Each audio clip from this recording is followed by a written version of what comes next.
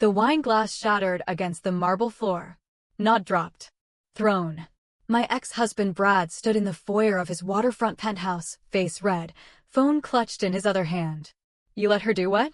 Our 16-year-old daughter Zoe sat frozen on the leather couch, laptop open in front of her. Behind her, floor-to-ceiling windows framed the city skyline, the view Brad loved showing off to clients. I stepped between them. Brad, calm down. Calm down? She hacked my iCloud account, Sarah. My personal files. My emails. He stopped. Looked at Zoe. Then back at me. What did she see? Zoe's voice was small. Dad, I was just. What did you see? My phone buzzed in my pocket. Unknown number. I ignored it. Brad's new wife Melissa appeared from the kitchen, champagne flute in hand.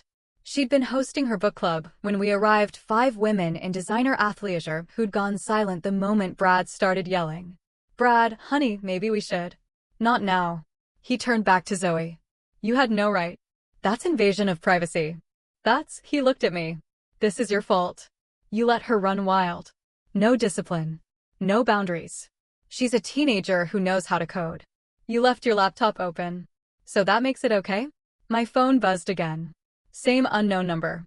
This time, a text preview appeared. Miss Chin. Special Agent Morrison, FBI Cyber Crimes Division. Your daughter accessed files relevant to an ongoing investigation. Call immediately. Everything stopped. I looked at Zoe. Her face had gone white. Brad saw my expression. What? What is it? I showed him the screen. The color drained from his face. That's not. He looked at Melissa. Then at his book club audience in the next room. Everyone needs to leave. Now. Melissa's friends gathered their things quickly, avoiding eye contact. As the last one left, I answered the phone. This is Sarah Chin. Miss Chin. Special Agent Morrison. I need you to listen very carefully. Your daughter accessed an iCloud account approximately 40 minutes ago. That account is currently under federal surveillance as part of a financial fraud investigation. We need to speak with her immediately. She's 16. She was just. I understand. But the files she accessed contain evidence of wire fraud, money laundering, and securities violations totaling approximately $18 million. If she downloaded anything, we need to secure it before it's compromised. Brad lunged for Zoe's laptop. Don't touch that. My voice came out harder than I'd heard it in years. He stopped. I looked at him. Really looked. The expensive suit. The Patek Philippe watch. The penthouse with the view. All bought with money from his consulting firm. The firm I'd helped him build.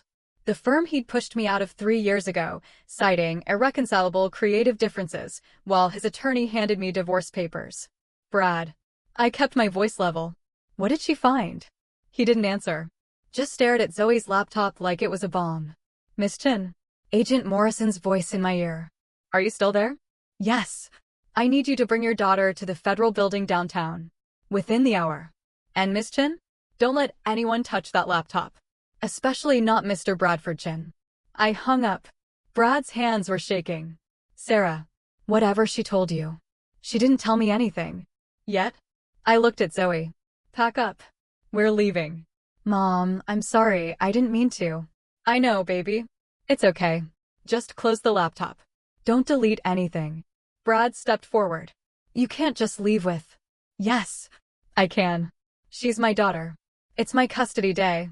And apparently, the FBI wants to talk to her about what she found on your computer. His jaw clenched. Melissa touched his arm. Brad, what is she talking about? Nothing. It's a misunderstanding. A misunderstanding that involves $18 million? I picked up Zoe's laptop bag. Helped her pack up. As we walked toward the door, Brad's voice followed us. Sarah. Please. Can we just talk about this? I stopped.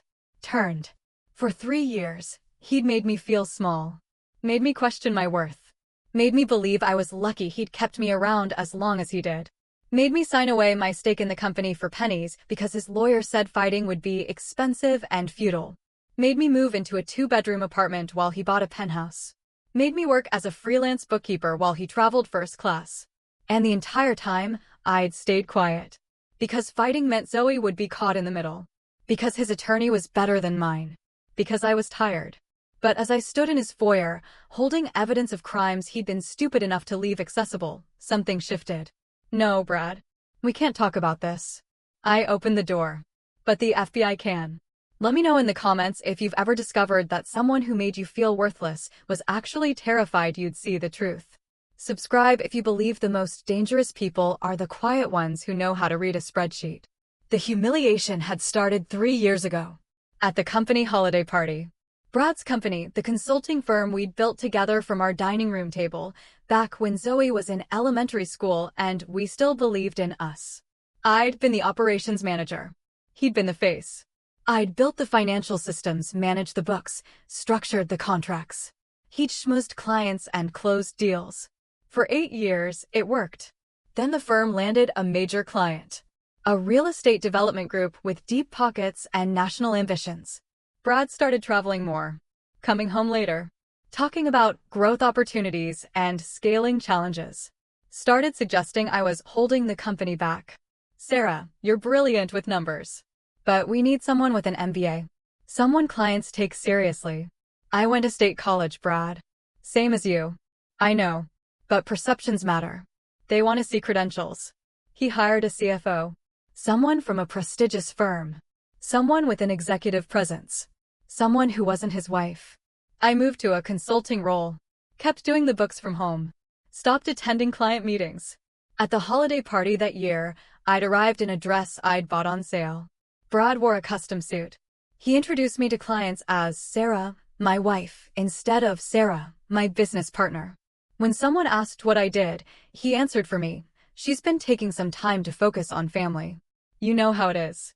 I stood there, wine glass in hand, feeling invisible. After the party, I confronted him. Why did you say that? I'm still working on the books. Sarah, they don't need to know the details. It's easier if they think of you as my wife. Makes things less complicated. Less complicated than admitting I built half the company. You didn't build half. You did accounting. That's not the same as building relationships, landing clients, closing deals. I'd counted to 10. Walked away before I said something I'd regret. 3 months later, he served me with divorce papers. At Zoe's 13th birthday party. His attorney, a woman in a black power suit who looked like she'd stepped out of a legal drama, handed me the envelope while I was setting up decorations in the backyard. Miss Chin? I'm Rebecca Harding, representing Bradford Chin. These are dissolution of marriage papers. Please review with your attorney and respond within 30 days. I stood there, streamer in hand, staring at the envelope. You're serving me at my daughter's birthday party? Mr. Chin felt it was important to move forward quickly. For everyone's benefit. She walked away. I opened the envelope. Inside, the settlement offer was brutal. Brad kept the company. I got a buyout. $150,000 for my stake. I'd built the financial infrastructure. Structured every contract. Managed every dollar. The company was worth at least $5 million. I called the number on the papers. A paralegal answered. Law offices of Harding and Associates. I need to speak with Rebecca Harding about the Chin dissolution. Ms. Harding is in court. Can I take a message? Tell her I'm not signing this. I'll pass that along. But Ms. Chin? Ms. Harding wanted me to inform you that contesting will be expensive. Mr. Chin has retained us on a significant retainer. If you choose to fight, it could take years and cost you more than the settlement offers. Just something to consider. She hung up. I stood in my backyard, envelope in hand, while Zoe's friends ran through the house laughing. Brad didn't show up to the party. Sent a text instead. Sorry, client emergency. Tell Zoe I'll make it up to her. The actual divorce happened 4 months later. In a conference room that smelled like furniture polish and desperation. Brad's attorney had convinced me to meet one more time to avoid unnecessary litigation. I'd scraped together enough money for a consultation with a family law attorney. He'd reviewed the offer and said the same thing the paralegal had, fighting will cost you more than you'll win. So I sat across from Brad and Rebecca Harding and signed away my company. For $150,000. Before I signed, Rebecca slid another document across the table. This is a non-disclosure agreement. Standard in business dissolutions. You agree not to discuss the company's internal finances, client relationships, or operational details with any third party. Why would I need to sign that? Protection for both parties. Ensures no proprietary information is shared. I looked at Brad. He wouldn't meet my eyes. Brad, what is this really about? Rebecca answered for him. Miss Chin, it's standard practice. If you want the settlement, we need your signature. I looked at the NDA. Dense legal language. Confidentiality clauses. Penalties for breach, $500,000. I built the financial systems. I know where every dollar came from. Exactly why we need the NDA, Rebecca said smoothly. We're protecting your work.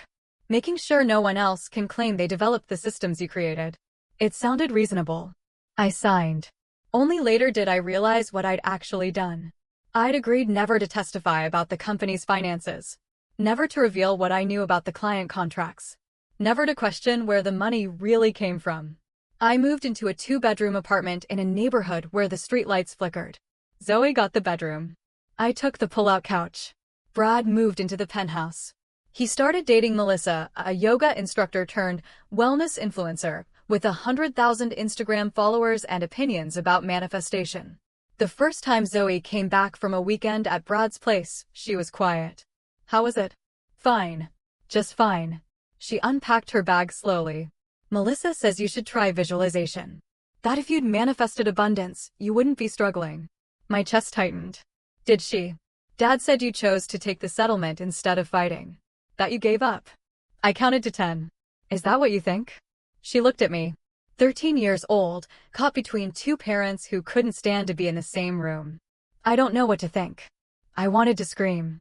Wanted to tell her that her father had squeezed me out of my own company, lowballed me in the settlement, and made me sign away my right to speak. But I didn't. Because she was 13. And she loved her father. So I stayed quiet. Over the next 3 years, the humiliations piled up. Incident 1, the school fundraiser. Brad and Melissa arrived in his new Tesla. I drove my 10-year-old Camry. Melissa wore Lululemon. I wore Target. During the silent auction, Brad bid $5,000 on a Napa Valley wine tour. Won it. Made a speech about supporting education. I bid $100 on a gift basket. Got outbid. Zoe watched the whole thing. Afterward, Brad pulled me aside. You look tired. I work 2 jobs, Brad. You should try yoga. Melissa says it's transformative. I'll keep that in mind. I'm serious, Sarah. You're stressed. It's affecting Zoe. She told me you fell asleep during movie night. I worked a double shift. Exactly. You're exhausting yourself. Maybe if you'd taken the settlement and invested it wisely instead of. I walked away before he finished. Brad threw a party at the penthouse. Catered. DJ. 50 teenagers. I couldn't afford to compete. I took Zoe to dinner at her favorite noodle place. Just us. She posted a photo from Brad's party on Instagram. Best birthday ever.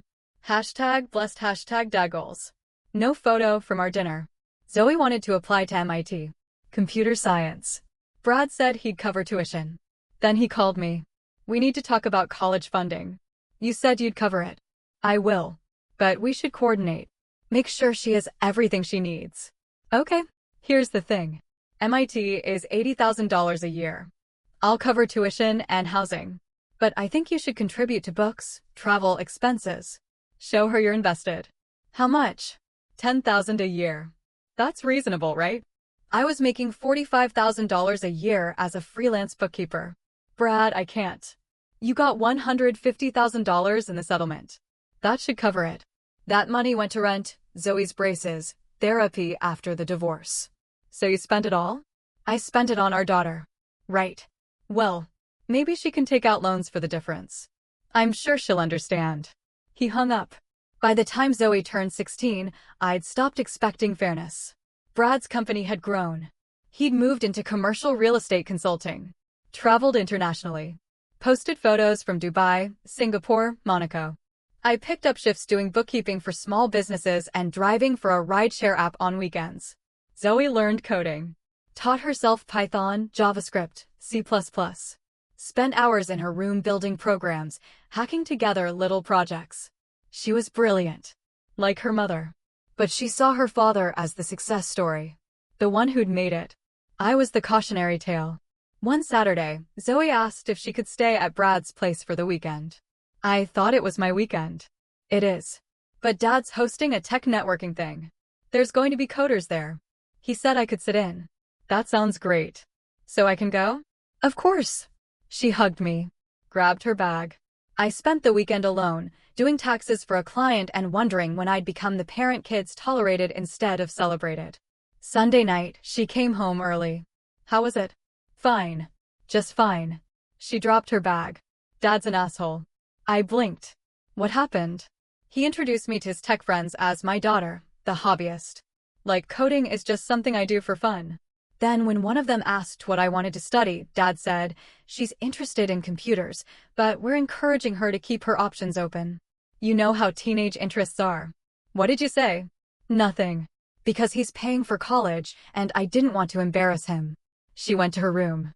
Slammed the door. I stood in the hallway, fists clenched, counting to 10. Then 20. Then I stopped counting.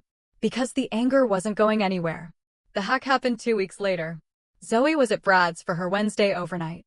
She called me at 9 p.m. Mom, can you pick me up? What's wrong? Just please. I'll explain when you get here. I drove to the penthouse. Zoe was waiting in the lobby, laptop bag over her shoulder. What happened? Can we just go? We drove in silence. Back at the apartment, she finally spoke. I hacked Dad's iCloud. My stomach dropped. Zoe.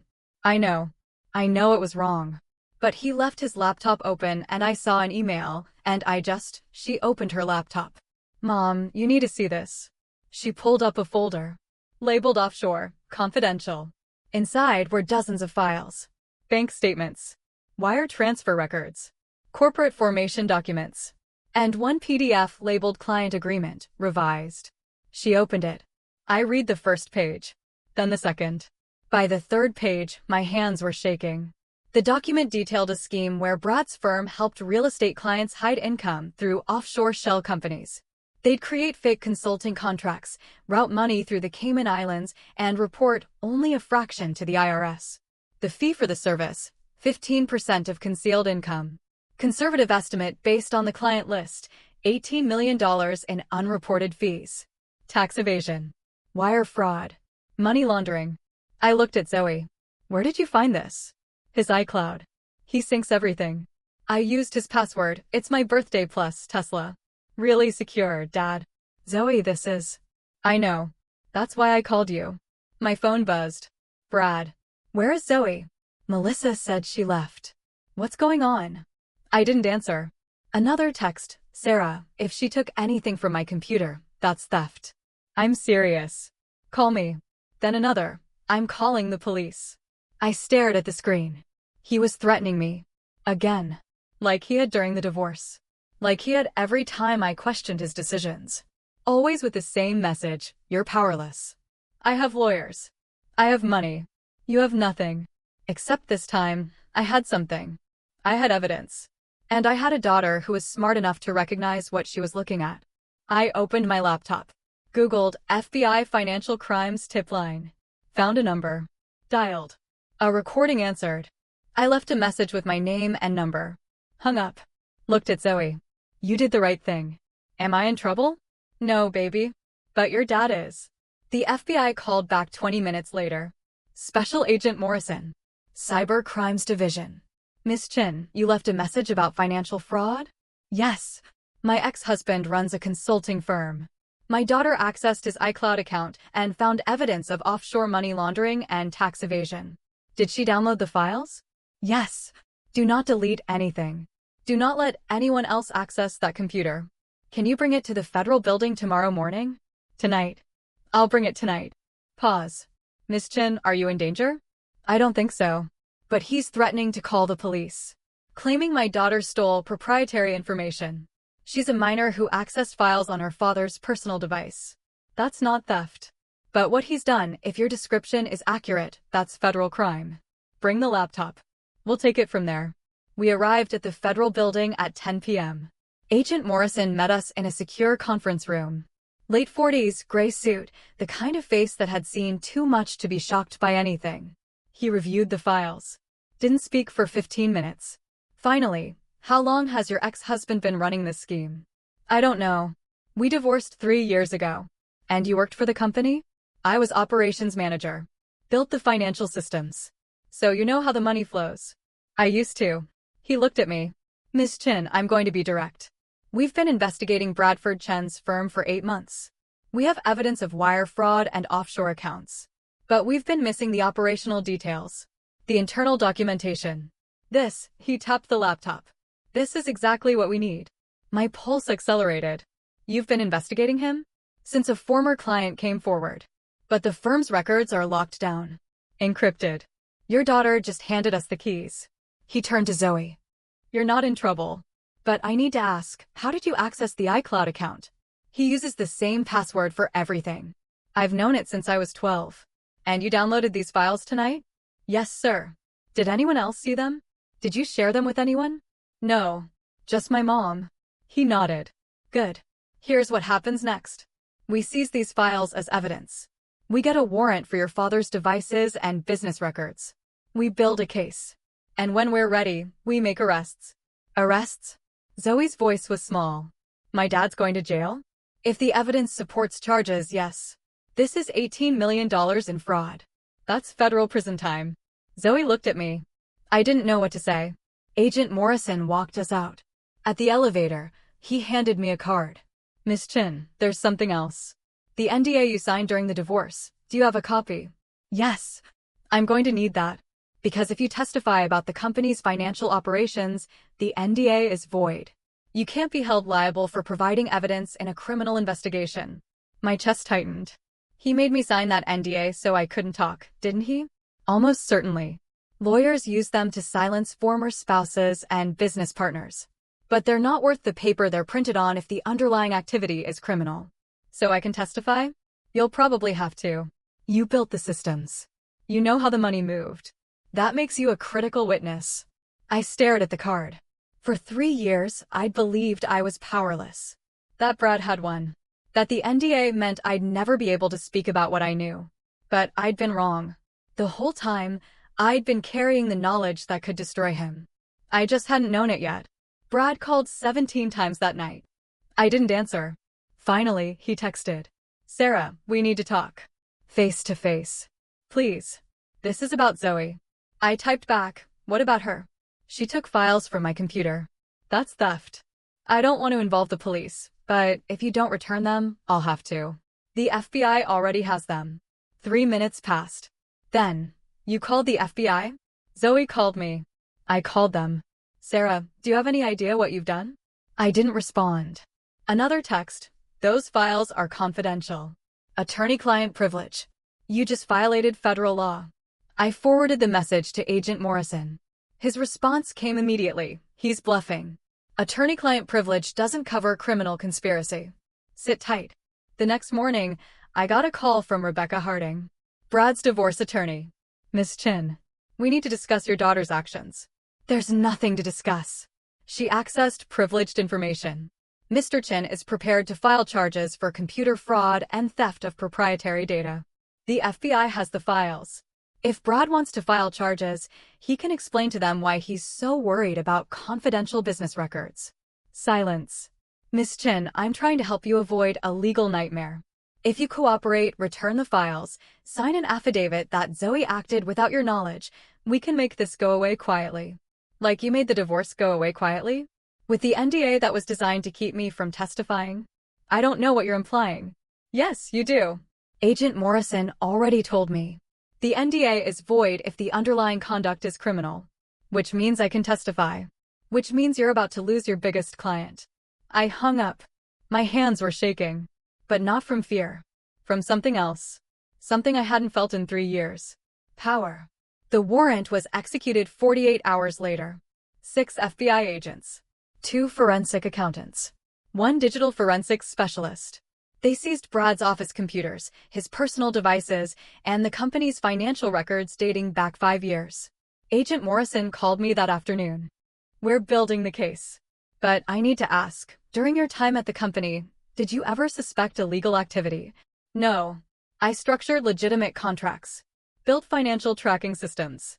Everything looked clean. But you knew the clients? Some of them. Did any payments seem unusual? I thought back. There was one client. A real estate developer named Richard Castellano. His firm paid us $200,000 for a consulting contract, but the scope of work was vague. Just strategic advisory services. I asked Brad about it. He said Castellano valued discretion.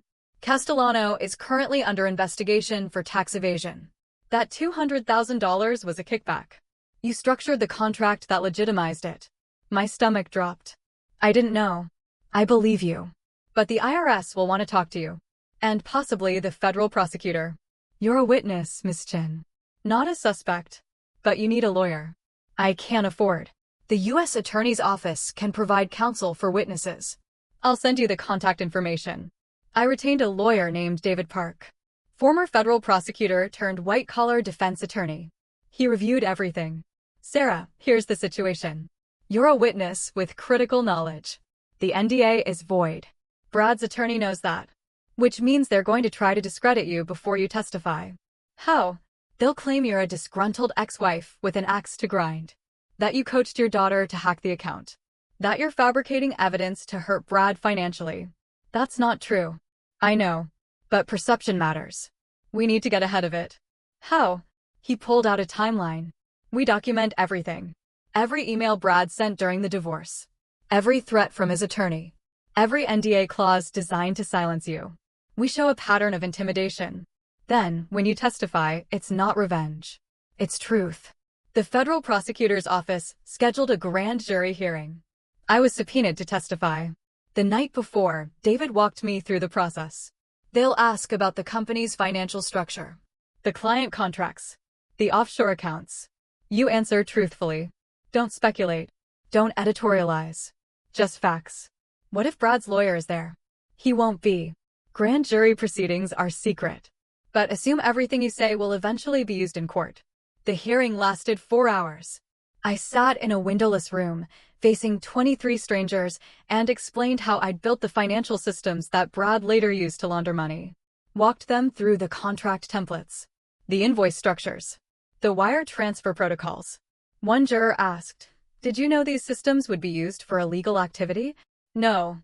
I built them to track legitimate consulting income. But you suspected something was wrong? I paused.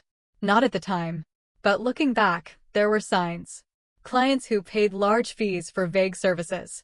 Contracts with unusual confidentiality clauses. Brad's insistence that I sign an NDA before the divorce. I didn't connect the pieces until my daughter found the offshore files. Another juror, "Why didn't you come forward sooner?" Because I signed an NDA that threatened me with $500,000 in penalties if I disclosed company information. I thought I was legally barred from speaking. Even about criminal activity? I didn't know it was criminal. I just knew I wasn't allowed to talk. The prosecutor, a woman in her 50s named Janet Huang, stepped forward. "Ms. Chin, in your professional opinion, could these financial systems have been used for legitimate consulting work?" Yes. But were they? I looked at the documents in front of me. Wire transfers to shell companies. Invoices for services never rendered. Contracts designed to obscure income. No. They were used to hide money. And who directed that use? Bradford Chin. 2 weeks later, the grand jury indicted Brad on 14 counts. Wire fraud, 8 counts. Money laundering, 4 counts. Tax evasion, 2 counts. Bail was set at $2 million. He posted it within 24 hours. Agent Morrison called me after the arraignment. He's going to fight this.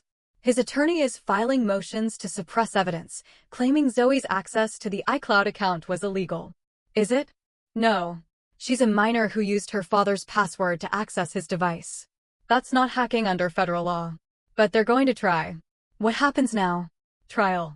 Probably 8 months out. And Sarah? Brad's attorney is going to come after you.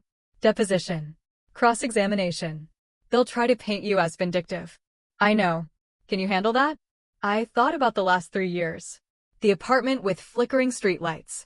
The double shifts. The school fundraiser where I couldn't afford to bid. Yes. I can handle it. Brad's attorney, a new one, not Rebecca Harding, who'd quietly withdrawn, called a week later. "Miss Chin, this is Marcus Webb. I represent Bradford Chin. I'd like to discuss a resolution." "I'm not interested." "Hear me out. Mr. Chin is prepared to offer a settlement. He'll plead to reduce charges, serve minimal time, and in exchange, you'll receive compensation." "Compensation for what?" Your cooperation. Your testimony. Your discretion. You're offering me a bribe. I'm offering you financial security.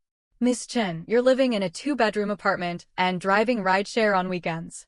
My client is prepared to offer you $1 million in exchange for testimony that is less detailed, less damaging. My pulse hammered. $1 million. Zoe's college. A house. Security. All I had to do was downplay what I knew. No, Miss Chin. He stole from the IRS. He defrauded clients. He intimidated me into silence. And you want me to lie for $1 million? I want you to be reasonable. I am being reasonable. Your client committed federal crimes. He's going to prison. And I'm going to testify to make sure of it. I hung up. David called 10 minutes later. They just offered you a bribe. How did you? Because they called me too. Wanted to know if you'd be receptive. I told them to go to hell. Good. Sarah, this is going to get ugly. They're going to depose you. Subpoena your financial records. Try to prove you're motivated by money. Let them try. The trial started 9 months later. Federal courthouse. Judge Patricia Alvarez presiding. The prosecution's case was methodical. They called the forensic accountant, who walked the jury through the offshore shell companies. They called Agent Morrison, who explained the wire transfers. They called 3 former clients who'd participated in the scheme and later cooperated with investigators.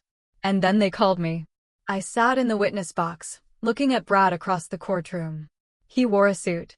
Looked tired. Melissa wasn't there. The prosecutor started gently. Miss Chin, can you describe your role at Bradford Chen Consulting? I was operations manager. I built the financial systems, managed contracts, handled invoicing. Did you design those systems to facilitate fraud? No. I designed them to track income and expenses for legitimate consulting work. But were they later used for fraud? Yes. How do you know? I pulled out the documents Zoe had found. These are wire transfer records showing payments from clients to offshore shell companies. The contracts describe these as strategic consulting fees, but there's no corresponding work product. The money was routed through the Cayman Islands and never reported to the IRS. Who authorized these transfers? I looked at Brad. Bradford Chin. The cross-examination was brutal. Brad's attorney, Marcus Webb, mid-50s, silver hair, expensive suit, stood slowly. Miss Chin, you're divorced from my client, correct? Yes. And the divorce was contentious? It was complicated. You felt you deserved more money in the settlement, didn't you? I felt I deserved fair compensation for my work. But you didn't get it. You got $150,000 for a company you claim you built. That must have made you angry. It made me frustrated.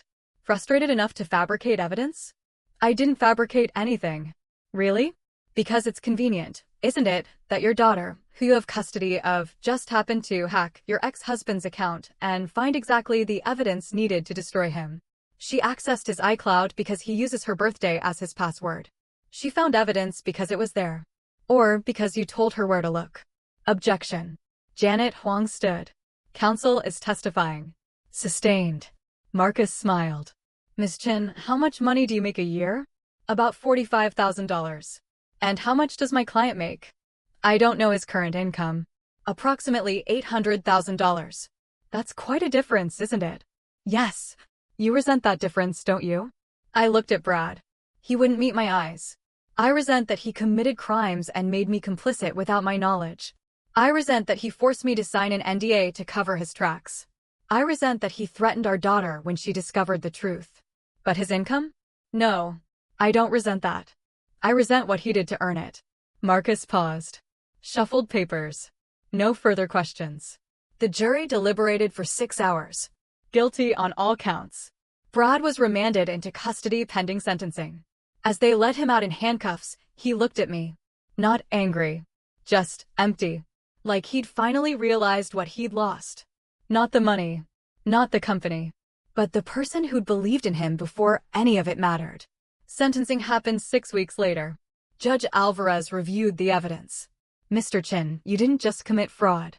You corrupted systems built by someone who trusted you.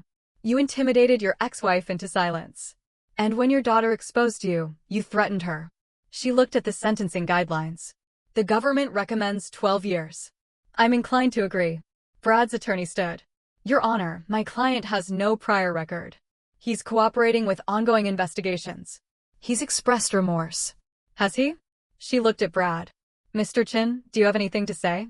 Brad stood slowly. Your Honor, I made mistakes. I got caught up in success. I convinced myself the rules didn't apply to me. I hurt people I loved. I'm sorry. Judge Alvarez didn't look impressed. You're sorry you got caught. There's a difference. She signed the order. 12 years in federal prison. Restitution of $18 million to the IRS. Forfeiture of all assets derived from criminal activity. The gavel fell. 6 months later, Zoe was accepted to MIT. Full ride. Computer science. The scholarship committee mentioned her demonstrated ethical courage in their letter. She cried when she read it. Mom, I was just trying to figure out why Dad was acting weird. I know, baby. But you did the right thing. Do you think he'll ever forgive me? I thought about it. I don't know. But you didn't do anything wrong.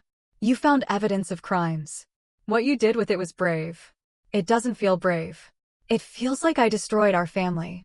Dad destroyed the family when he decided fraud was worth the risk. You just held up the mirror. I got a job as a financial consultant for a nonprofit that helps small businesses with forensic accounting. The director had read about the case. We need someone who understands how fraud happens. Someone who can spot the red flags. Interested. The pay was $75,000. Benefits. Retirement. Respect. I accepted. Brad called from prison once. Sarah. Brad. Silence. I'm sorry. I know. I don't expect forgiveness. I just wanted you to know. Okay. Is Zoe. She's good. She got into MIT. He exhaled. That's great. That's really great. More silence. Sarah, I need to ask you something. What? When did you know? About the fraud.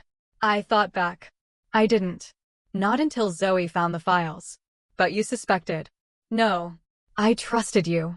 That was the problem. He didn't respond. Brad, why did you do it? Because I could. Because clients asked. Because it felt like winning. He paused. And because I thought I was smarter than everyone else. You weren't. I know that now. A year after the trial, I was invited to speak at a conference on financial fraud and corporate accountability. I almost said no. But Zoe convinced me. Mom, you have a story people need to hear. You built systems thinking they'd be used for good. Someone corrupted them. And you helped expose it. That matters. So I went. The room was full of accountants, lawyers, compliance officers. I told them about building the company.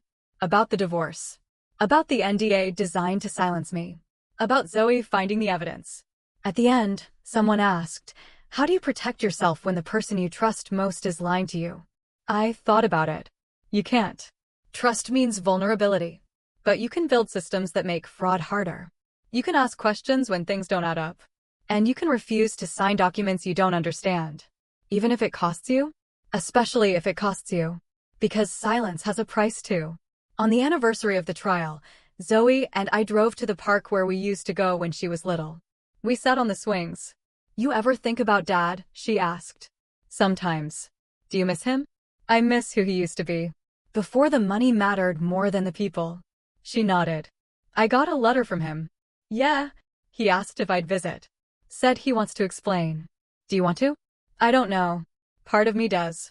Part of me doesn't want to hear excuses. I pushed off, swinging gently. You don't owe him anything, Zoe. But if you want to see him, I'll support you. If you don't, I'll support that too.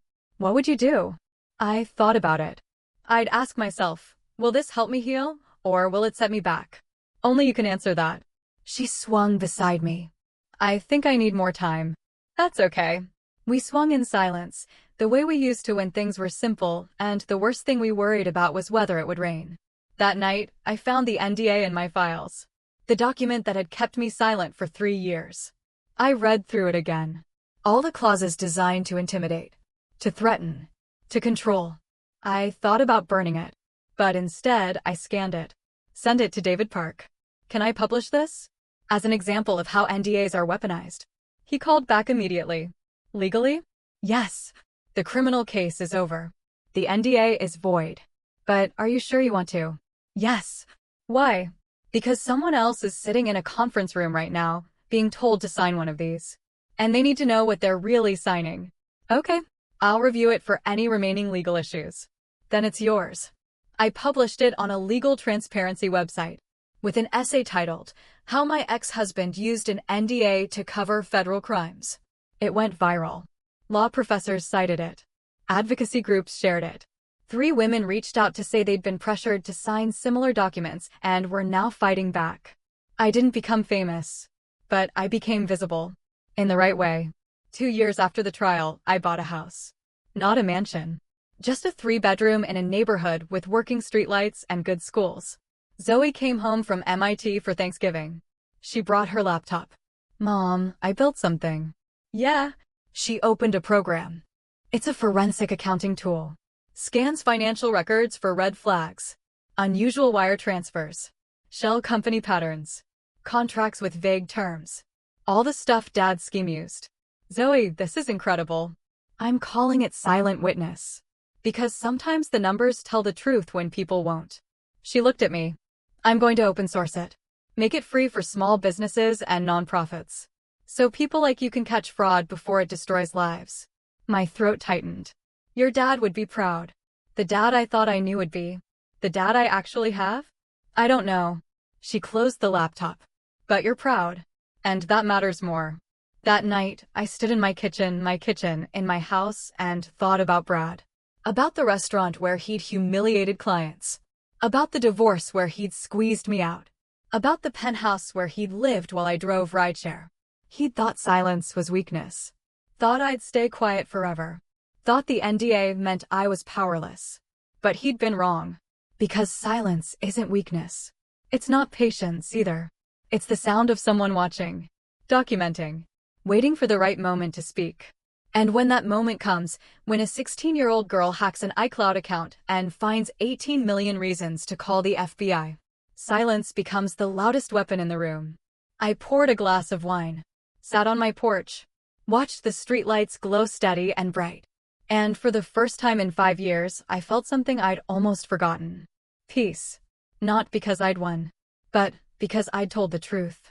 And the truth had been enough.